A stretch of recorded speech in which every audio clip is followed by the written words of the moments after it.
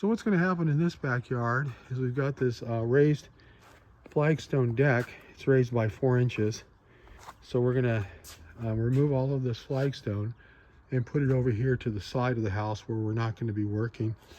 And then we're going to over excavate this area here so that it'll be 4 inches lower than this existing concrete, so the flagstone can be relayed.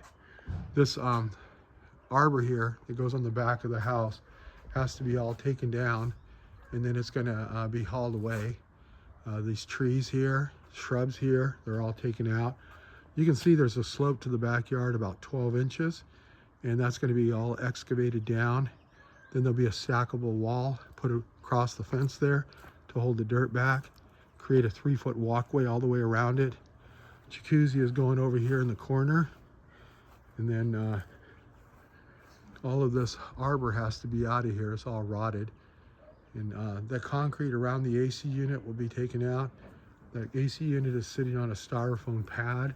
We're going to remove that and then set it on a newly poured deck, concrete decking. And then all of this will be removed. We're going to remove all the way to that line right here. And then this will be re-poured because the pool equipment is going to go 2 feet back from the corner of the house here. And then it's going to go 9 feet back there, and it will sit on the existing pad, but we'll also be pouring a new pad here. And that's so we can get our plumbing and electrical lines into the ground and then back over to the spa and the pool. Then our access to get into the backyard here is this one, where it starts out 10 feet wide right there, but we need to know the pinch point. So we've got an area here that's about 8 feet from that water line over to the fence. And then as I come to the front, our pinch point on this one is going to be this gas meter. So the gas meter to that post right there is going to be 6 feet. So we'll have to bring a 6-foot tractor in here, or a tractor that can access it. We've got this power box here. It's a 100-amp power box, 100-amp main, and it does have some spaces down here where we can put mini breakers in it. So we have to recalculate the load calc on this, and I think it's going to be okay to go with mini breakers on it. So that's the job we have here. Make sure the gate is shut. All right, thank you very much for looking, and I appreciate your time. Okay, so I'm going to apologize already about how steady the camera is, but I'm leaving my my estimate area, my clients, and I'm on my way out of here. And I just wanted to show you kind of like a neighborhood in California and how it's set up. This is in the town of Elk Grove, and I've got to try to remember how to get out of here. Okay, well that didn't work. I'm going down a cul-de-sac. I have to turn here. It was very hard to get in here because I had to go certain ways to avoid these cul-de-sacs. So we go back out here to a school. Let's see here. Yeah, there's a school. Yeah, I just wanted to show you, you know, the conditions of the houses here. These houses are still going to be, you know, $800,000 and in California. This is a school where both my clients, the husband and the wife, were both retired teachers, and this is where they worked. So they still do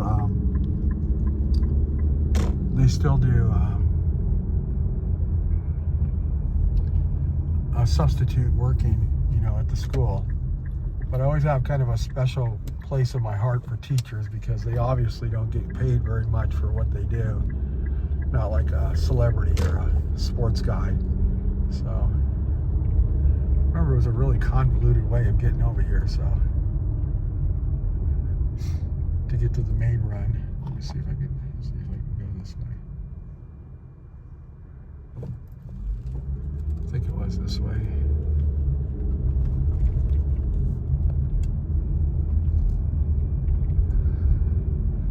So overall, everything started out really good. They were, she had to tell me that she's the boss and I'm the person that you talk to, not my husband. So she was really affirmative in that way, and that's okay. I mean, I understand.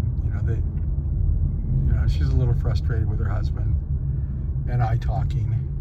sometimes people take it the wrong way, but it's no problem. And at the end, they're very, very thankful, very appreciative of my time that I spent there. And hopefully it's a lot different than the other places that they've, or other salesmen that they've dealt with. So I do spend a lot of time to make sure I've got it right. And the parks and everything here are very, very nice.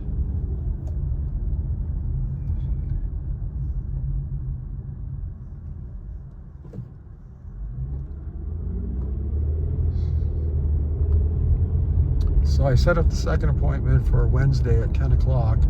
That's the day that I drive my wife up to Sacramento, so it'll be very convenient for me.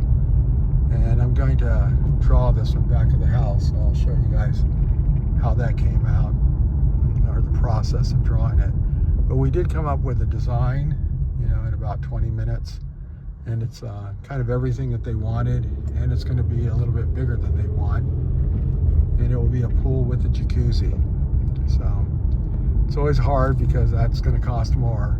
It has more cost when you add a jacuzzi, about $25,000. So most of those are hovering right under 100,000 over here. I think I just did one and it was 81,000. So they're not that cheap in California. It's just part of what you have to deal with. So this is the town of Elk Grove. They're interesting because their building department is subcontracted out. I had a scenario one time where the lady was kind of thrown off because the inspector came to her house on his Harley Davidson, and she was like, "Is that normal? Doesn't he have